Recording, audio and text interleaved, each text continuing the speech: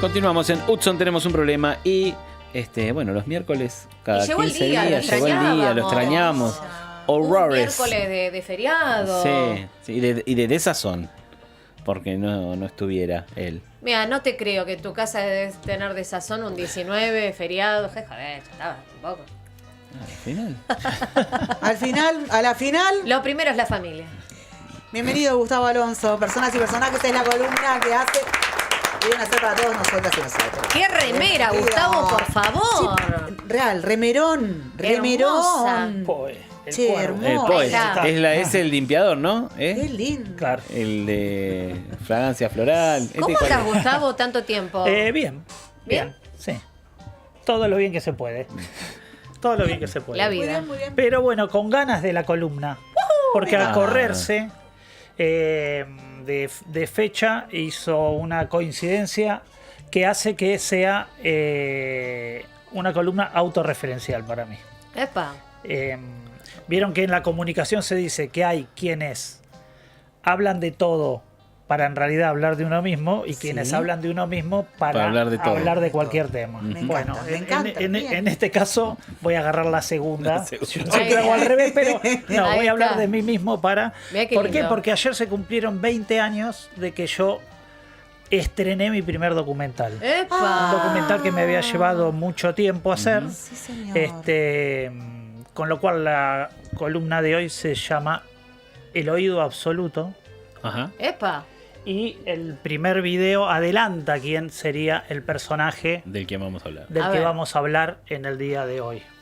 Hoy, Roach advierte que, pasados los 25 años, las personas deberían orientar sus vidas hacia un destino definitivo. Caso contrario, el sujeto sufre alteraciones psicológicas que lo llevan a sentirse incómodo en cualquier sitio. Grouch llama a este mal síndrome del visitante inoportuno y aún no existe tratamiento eficaz que lo neutralice. Vamos a hacer un programa, digamos, un programa que se basa sobre entrevistas con gente que habla.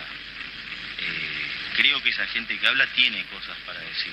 Tratamos de buscar Maravilla. historias que en algún punto tengan que ver con todos nosotros y creo que la gente siente algo. Y eso es, me parece, lo característico del programa, digamos. Cuando haces una investigación en gráfica, haces una investigación en serio.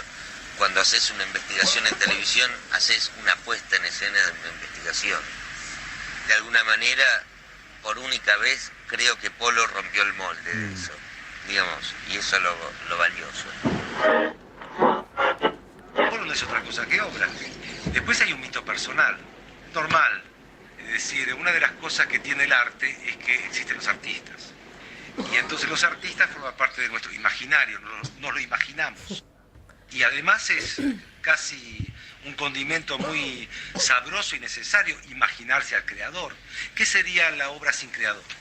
¿Qué sería la obra sin el personaje, sin un mito que nos hacemos del personaje? Lo que pasa es que la obra de Polo es muy singular porque él es parte de su obra. Él se ha creado a sí mismo como personaje. ¿Cómo lo conocí a Polo? Es tan misterioso como dejé de verlo. Porque me acuerdo que es en un colectivo, saliendo de Ciudad Universitaria, que me había tocado un boleto que era casi Capicúa, y que Polo me dijo que no había peor mala suerte que te toque un boleto casi Capicúa. Y no sé si me había tocado a mí o a él ese boleto. Si le tocó a él, bueno, parece que estaba pronosticando algo, que no había peor mala suerte que te toque un boleto casi Capicúa. Mientras tanto le contamos a aquellos que nos perciben o nos escuchan por radio que lo que estamos viendo son imágenes de un documental, ¿sí? Exacto. En la que hay una persona que arranca su día con cierta dificultad. Bueno, se levanta, hace todo lo que una persona hace cuando normalmente se levanta, que va al baño, se asea, prepara su desayuno, y bueno, sale a la calle. Mientras, bueno, estábamos escuchando todos los comentarios respecto sí, de que esa eran persona. Marcelo Birmacher, Ajá. Patán Rajendorfer, que es una figura muy influyente, y Tomás Abraham, que era un filósofo que en ese momento escribía en la revista El Amante y escribió bastante sobre la obra de este personaje y persona que no es otro que Fabián Polosecchi, a quien todos conocimos como Polo. Sí.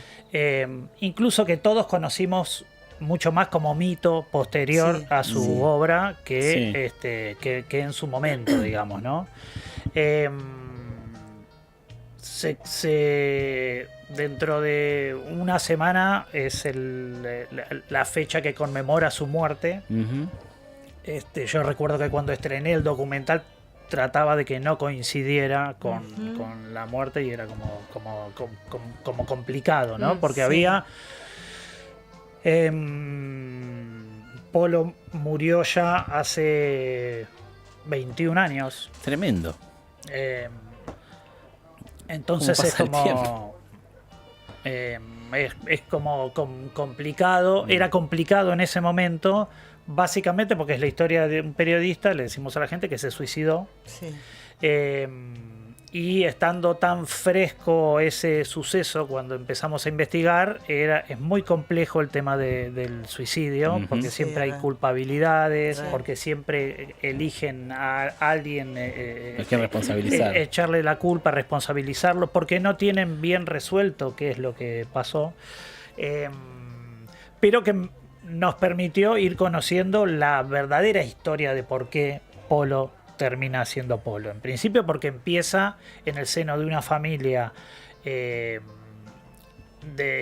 imprenteros editorialistas, una familia del PC, del progresismo judío del PC, y Polo, que es el más chico de 3 hermanos, Claudio, que es su hermano más grande, que es el periodista que de algún modo lo marcó, Gabriel, que sigue con la tradición familiar. Pero Polo, naturalmente, con la democracia empieza a ser un referente de la Federación Juvenil Comunista. En un momento en que hubo un congreso en Yugoslavia, había algo que se empieza a pudrir con el PC en cuanto a ciertos dogmatismos que planteaba, pero Polo era un referente. Cualquiera de esa generación en la ciudad de Buenos Aires lo recuerda como un gran orador, aparte que era un pibe muy lindo. O sea, era como muy exitoso también, y eso en términos militantes también es importante. También, obvio. Pero bueno, ese pibe que también acompañaba a su hermano que trabajaba en Clarín, veía y que hacía las guardias de Clarín los domingos, se copaba con jugar un poco, a recortar, a hacer su propia revista, ¿no? Así que es que un día entra a trabajar a una revista muy exitosa en ese momento que se llamaba Radiolandia 2000. Sí, señor. Radiolandia 2000 era del grupo Abril, la directora era Catalina Dlugui. Él ahí se hace amigo de otro pibe que es Pablo de Santis. Y ambos empiezan a tener una fascinación por Enrique Sdrech, que es el que escribía Los Policiales. Quique Sdrech.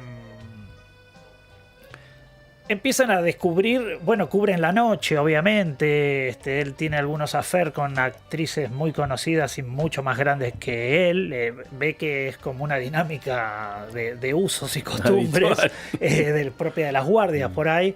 Pero se copaba en una nueva realidad que Pablo de Santis va a decir, lo define como el adelantamiento del periodismo de espectáculos, que consiste en: si 2 son compañeros de trabajo, para la revista son novios; si 2 son novios, para la revista se están por casar; si 2 se casaron, para la revista se están por separar. Maravilloso.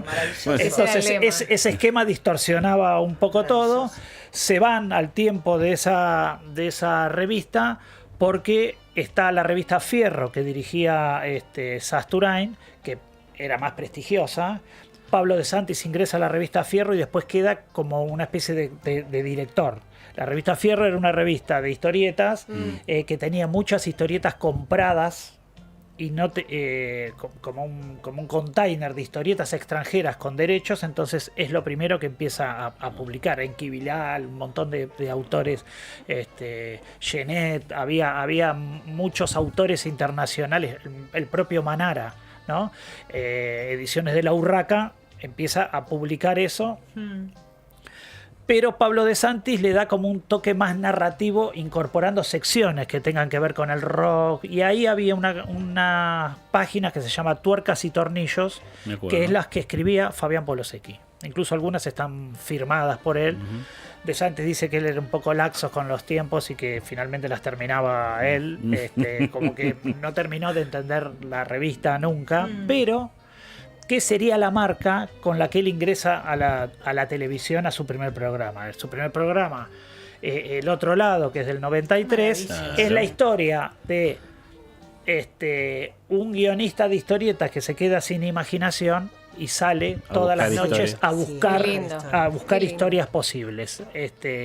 Algo que hoy por hoy, una estructura de historia documental, para mí yo considero que es la persona que introdujo lo documental en la televisión, no en calidad de informe suelto, porque ahora uno ve Telefe y parece que quiere todo el tiempo hacer esas pastillas, no como pastillas, sino justamente dándole el tiempo. Hay algunas cosas infumables. ¿De qué? De esa herencia, sí, digamos. Sí, claro, sí, porque a eso mismo, a un periodismo reflexivo, querer darle velocidad, romperlo en algún punto, pero que aparte tenía una búsqueda estética muy importante, ¿no? Rupturista, si se quiere. Exactamente. Decíamos, él escribe en La Fierro, qué sé yo, y se funda en algún momento un diario que se llamó Diario Sur, que es un diario que fue creado para competirle a Página 12. Página 12 era un diario muy exitoso ya, entonces en el 90 el PC, o Guita del PC, decide fundar el diario Sur. Cuando todos hablan de... Cuando en ese momento no se hablaba tanto, más que en la facultad, en la Universidad de Loma de Zamora, en la Universidad de La Plata en periodismo, del tema de papel prensa, no era un tema, ya ahí se veía porque Página 2 estaba condicionado por el acceso al papel y empezaba a ser un medio importante, y entonces se funda este Diario Sur, a donde va Fabián Polosecchi, y conoce a algunos de los que después trabajaría con él, fundamentalmente a la gente que hacía policiales. Él ya venía con Stretch, pero en Sur policiales hacía Ricardo Patán Rajendorfer y Enrique Sims, que ya, ¡qué dupla! Que ya estaba, mamadera. Estaba Marta Dillon también, pero ella siempre dice que no la dejaban participar como ella quería, pero se encontraban todos a la noche, era una cosa como muy divertida. Él hacía un poco de espectáculo, un poco de sociales, no policiales. Rajendorfer siempre se queja que dice, no me gusta que digan que yo hago policiales, yo hago delincuenciales. Lo amo. Muy bueno. Bueno, ahí se hace amigo de esta banda. Ariel Barlaro, Carlos Polimeni, que es el que lo dirige en espectáculos. ¿Esto en qué año vos? Esto en el año 90. Esto en el año 90. ¿Sabes que una vez, no voy a decir la fuente, pero una vez alguien que viene del periodismo escrito y demás, que tiene mucha trayectoria, y me dijo una frase que a mí me dejó como... que fue, yo laburé en las redacciones cuando en las redacciones había whisky. Claro. Sí. Es ese momento del periodismo, digamos. Y otras cosas. Sí, claro. Bueno, no. Yo llegué hasta ahí. Bueno, una frase que corre y que decía Polimeni es que alguien decía, ay, se va Sims a buscar imaginación. Está muy bien. Imagino debía ser todo muy divertido hasta que alguien prendiera una luz, ¿no? Claro, exacto. Pero el mundo de la redacción, de la máquina de escribir, eso. Posiblemente lo que pasó con Polo es que justamente tenía esa matriz de la máquina, tal cual, de la máquina de escribir. Es un poco lo que recrea después en el video 2. Está un poco ese trabajo en el Diario Sur. El humo. Y el final un poco también de ese trabajo. Era tal vez más flaquito y usaba barba. No tenía un flequillito. Por la única persona que yo conocí que era desprolijo escribiendo a máquina. Digamos, la máquina se inventó para cierta prolijidad, toda la letra igual. No. Polo era desprolijo porque le pegaba con dedos distintos, con distintas presiones, entonces las A hacía con este dedo eran más livianitas, y las P eran muy marcadas, y las M también, y las N eran muy débiles. Entonces vos veías un texto de Polo escrito a máquina y decías, esto es Polos X. Porque además sobre eso tachaba y corregía a mano, en lugar de hacer alguna tarea prolija, tachaba y corregía a mano. Y a veces cortaba un pedazo, cortaba con una tijera un pedazo, los unía con cinta scotch y traía un pedazo. Entonces un original de Polo era como una especie de collage, de carta de amor rota que alguien arma de vuelta, así, con una desprolijidad única. Qué lindo. Era artesanal. Como Claro, tantos otros proyectos claro. periodísticos, dependía en exceso de un factor económico muy claro, que es el suministro de papel. Según nosotros supimos por entonces, el Partido Comunista, que era la fuente de financiación de ese diario, que se presentaba como un diario pluralista, abierto y sin que mandasen los militantes del partido, había conseguido una donación de papel ruso, checoslovaco, no sé dónde, estaba en algún lugar del puerto, que garantizaba que el diario por un año y medio tenía el suministro de papel. El diario duró lo que duró el papel donado por el pueblo ruso, ¿no? Creo que el papel donado por el pueblo ruso duró un poco más que el pueblo ruso en sí. La verdad, yo creo que el tema del papel se terminara o no se terminara no era el tema. Lo que se veía era que el proyecto político no funcionaba, y si no funcionaba el proyecto político, no funcionaba el resto, digamos, no tenía dónde insertarse. Esas máquinas antiguas de computadora, por favor. Cerró el diario. ¿Cómo cerró el diario? Sí, anunciaron hoy que sale por última vez el 30 de diciembre o el 31. Bueno, fue un bajón, la cena, el único tema de la cena fue ese, que nos quedábamos sin laburo, el laburo que nos unía, etcétera. Y al día siguiente, cuando la noticia trascendió, fuimos todos a laburar a la noche, la asamblea decidió tomar el diario, en garantía de que cumpliesen las condiciones del arreglo del cierre, que era que pagaran la indemnización, etcétera, etcétera, etcétera. Y mucha gente, previendo que las indemnizaciones podían no ser pagas, digo, yo me empiezo a cobrar la indemnización con lo que encuentro. Y Polo, entre los que empezaron a cobrarse la indemnización por las dudas, se llevó la máquina de escribir en que trabajaba. Y yo me llevé mi máquina de escribir, era lo que la amaba, mi máquina.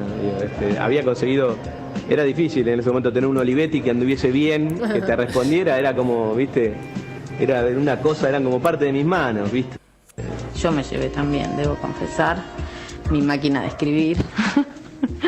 Era tierra de nadie. Me acuerdo de taxis en la puerta, cargando máquinas de escribir, cargando tableros de dibujo de los diseñadores. Y bueno, esa fue la máquina de escribir que después aparecía en la televisión. La máquina que Polo se llevó como anticipo de indemnización de la redacción de Sur en la calle Bartolomé Mitre.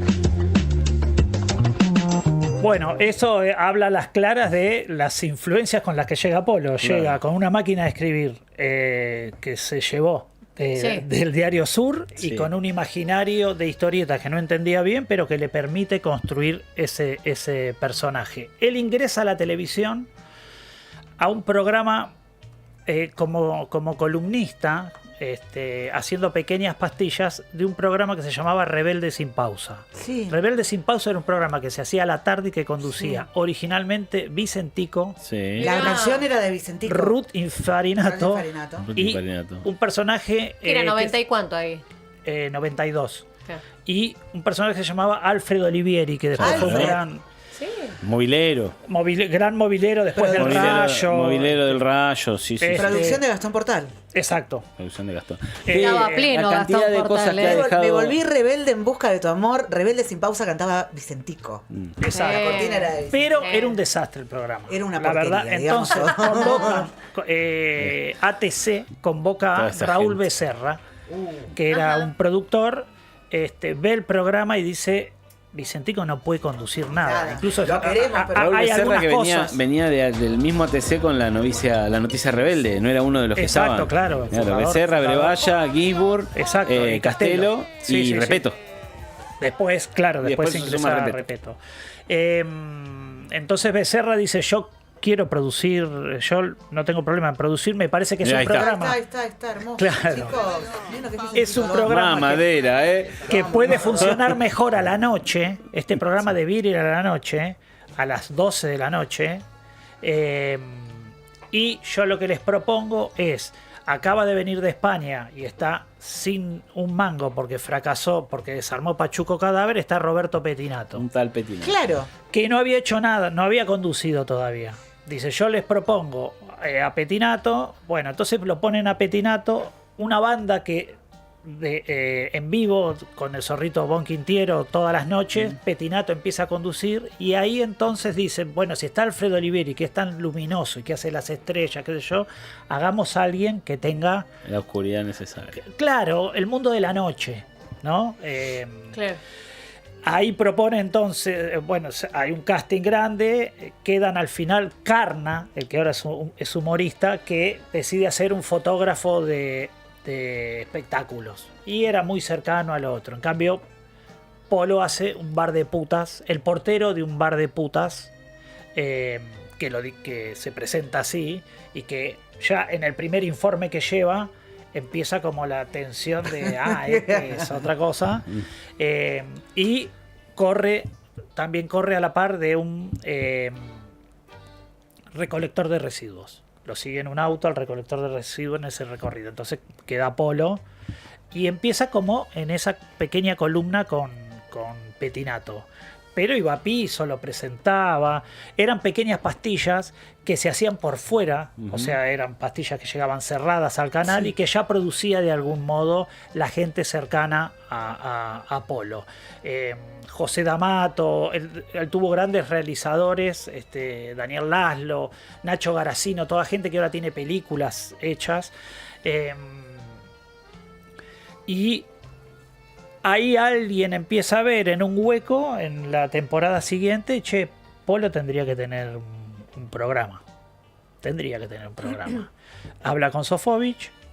Había un montón de huecos en el Canal 7 que estaba intervenido por Sofovich. Sí, claro, era interventor. Sofovich necesitaba a Petinato para que cortara la manzana los domingos con él. Recuerdan que Petinato en algún momento estuvo con Sofovich conduciendo la noche, del domingo. Antes de Guido Casca. La noche del domingo. Entonces se proponen hacer El Otro Lado. El Otro Lado, Becerra lo piensa como arrastra eso que él tenía, que era algo que tenga que ver con el cine noir, un personaje muy de cine negro, muy el halcón maltés, que ande por las noches, que siempre tenga la misma ropa, que eso, una campera de cuero o sobre todo, o tipo piloto, y que de algún modo Polo reconoce que ese piloto se reconocía, digamos, la herencia de Sims ahí. De hecho, las primeras, él fue un gran editor. Al principio hay algo del mito del silencio de Polo y cómo escucha y su escucha, que tiene que ver un poco con el cagazo, de no sabía hacer entrevistas en televisión, y que confiaban mucho en su entorno técnico, digamos, en sus amigos que eran todos realizadores, con lo cual ese silencio también es construido, ¿no? Después en el contraplano, pero él tenía así una escucha muy atenta sobre esas cosas que le interesaban. Estaba muy, muy bien armado eso. Ahora, cuando él hace El Otro Lado, ya se incorpora otra gente. Marcelo Birmacher era uno de sus investigadores, Pablo Reyero, que fue documentalista, otro de sus investigadores, Agustín Salem, que después iría a Cuatro Cabezas, otro de sus investigadores. Y él trabajaba mucho con las cerdos y peces. Encontraba ahí recortes. Agustín Salem recuerda que a mí me dijo que vio una nota chiquitita de las cerdos y me dijo que hay gente que busca oro en las alcantarillas, que es su programa más emblemático, los que buscan oro en las cañerías. Recuerdo uno de cementerios. Bueno, el de cementerios es como muy, muy emblemático. Él tiene íbamos a pasar el video 3, pero no lo pasamos el 3. Después te pido el 4. En el 3 él entrevista a Wendy y a una familia de trans. En una denominación moderna, pero que en ese momento eran travestis que no se podían casar. Que su abuela dice se casan en el clan, nada más, se pueden casar en el clan, sin papeles, sin nada. Y estamos hablando de que nunca se había visto, sacando un caso que era Mariela, que era Mariela Muñoz. era famoso famosa porque adoptaba niños y la llevaba Mauro Vial y qué sé yo. Que le quisieron sacar la tenencia de los niños. Sí, claro, fue como muy emblemática por Mariela eso. Muñoz. Pero después no había historias de vida. Alguien que hiciera 1 hora de televisión con historias de vida personales sin meterse en el reviente, sin meterse metiéndose con los sueños de esos personajes, más que la realidad que ya sabíamos. Construyendo el perfil humano Exactamente. que tenían, digamos. Sí, sí.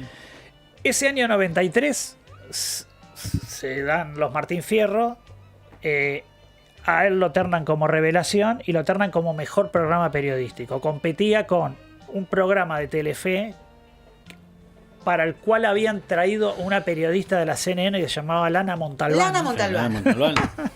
Lana Montalbán. Anda por ahí. Es que está en Twitter reactiva ella. Bueno, Lana Montalbán y Hora Clave de Mariano Grondona. Y gana Polo.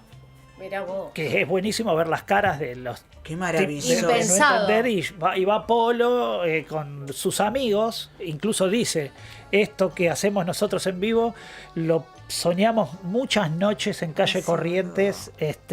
No es distinto de las charlas que teníamos. Llevamos a la televisión esos personajes. Ahí empieza a tener otra dimensión. Se empieza a enrarecer la relación de Polo en ese éxito de Polo con sus compañeros y amigos.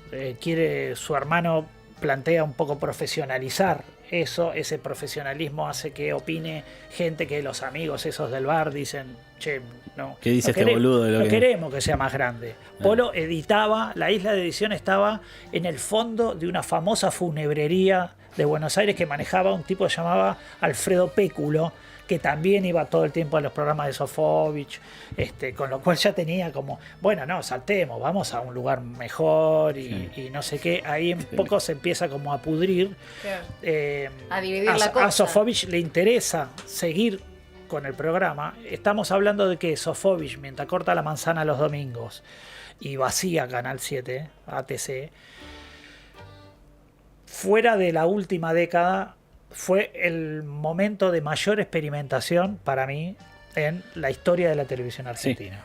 Sí, estoy de acuerdo. Estaba el mundo de Antonio Gasalla. Tenía muy buena grilla. Los viernes era El Mundo de Antonio Gasalla. Lo amaba. A las 10.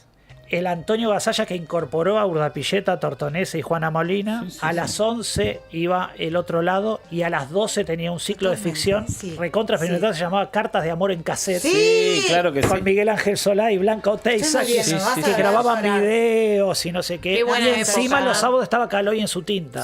Bueno, todos esos programas ganaban. Y Los Siete Locos. Bueno, claro, también. Exacto. Sí, pero Los Siete Locos venía ya una idea de Alfonsinismo. Bueno, pero imagínate todo ese tanque. Sí, claro. O sea, teóricamente lo estaban vaciando. Exactamente. Entonces, como esas horas no le rendían tanto económicamente y estaba el negocio de los teléfonos aparte de las llamadas por teléfono, él quería los sábados y los domingos nada más. Y que lo otro que sea lata.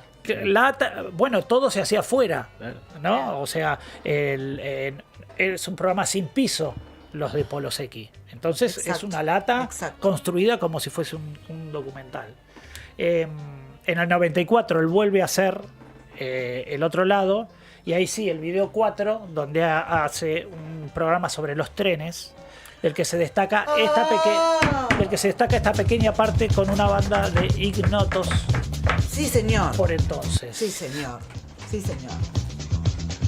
Tremendo, chicos, este programa es tremendo. Sí. Le digo para los millennials y centennials que nos escuchan, esto es el germen de lo que fue la televisión de los 2000, el periodismo testimonial de los 2000.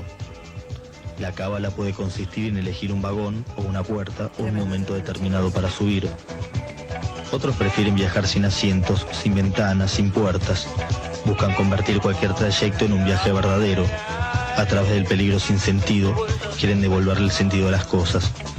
Andrés era el titular de una banda de rock. ¿Te suena? Llamaba a su modo de viajar el surf de los pobres.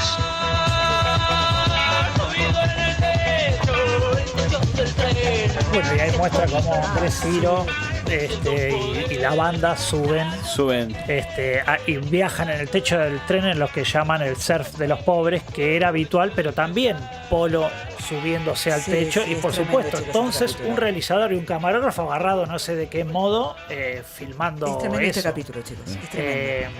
En este capítulo hay un personaje que le dice qué duro que es cuando se te arroja gente. Ay, terrible. Y hay gente también, otro personaje dice que la estación más jodida, donde el tren no se detiene, es en Santos Lugares, que ya era oscura porque vivía Sábato ahí.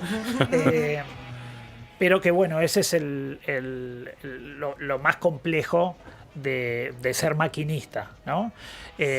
Polo decide no poner al aire, frente al mito de que todos recuerdan el momento en que el tipo le dice eso en cámara. Eso no forma parte del programa porque él considera que eso es un manual de instrucciones para los suicidas. Wow. Sigue en el 90 se empieza a pelear se van alejando algunos compañeros, se renuevan el staff. Diego Lubliski, que hace unos años hizo un programa en Encuentro, se llamaba 15 años luz, que es revisitando aquello, dónde están hoy los personajes que entrevistó cuando él era realizador de Polo Secchi, y es muy interesante. Polo Secchi tiene una característica que ahora tiene casi toda obra documental, que es de algún modo contar en primera persona, construyendo un personaje, encontrando un personaje o siendo el mismo director, pero ayudando a que esa información fluya de una manera que audiovisualmente no alcanza a estructurarse. Él lo hace desde ese personaje. En el 95 lo hace el visitante.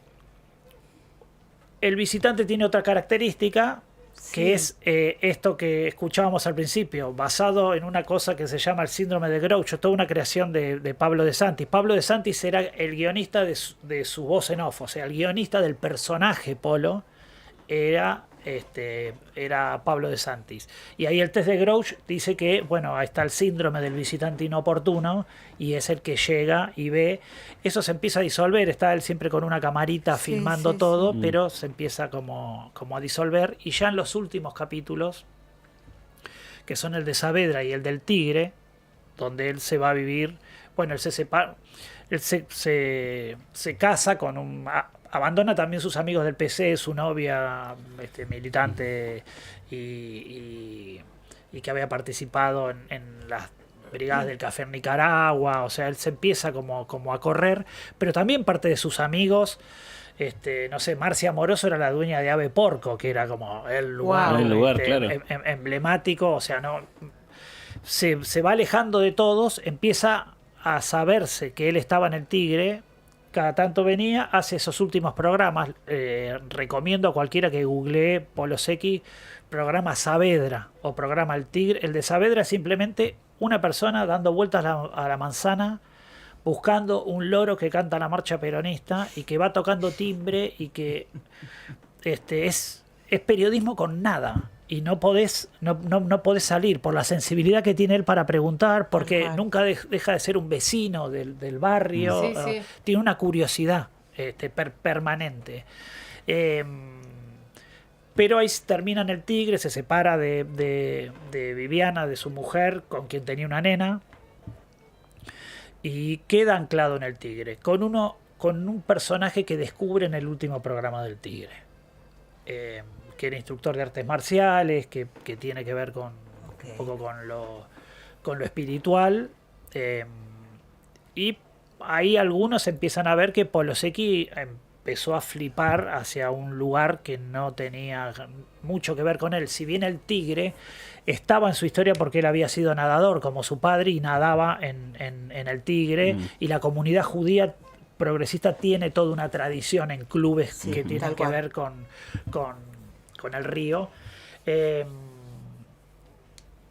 Lo ve Patán Rajendorfer. Patán anuncia que el Tigre tiene una mística que es medio jodida cuando no estás bien.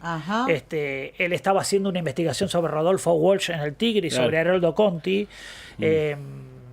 Pero Polo deja de circular. le consiguen reuniones para entrar a una radio que se llamaba La Roca, que reemplazaba la Rock and Pop en el dial.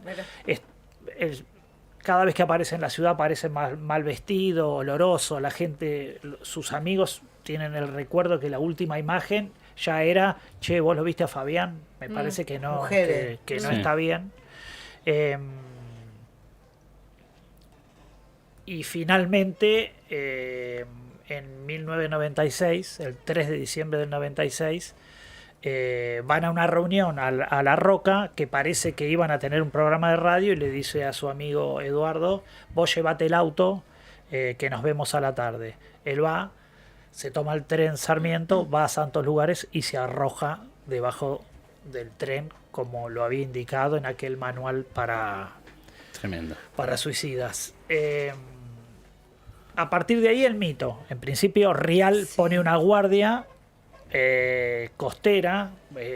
Dicen los personajes que vivían con él era medio como insoportable porque había fotógrafos que pasaban que querían encontrar algo. Se empieza a decir que él estaba investigando algo sobre la muerte de Poli Armentano y como el otro sector. Otros dicen que este amigo de él, a quien muchos conocían de algunas reuniones y qué sé yo, le había hecho comprar una isla y la había puesto a su nombre, parece.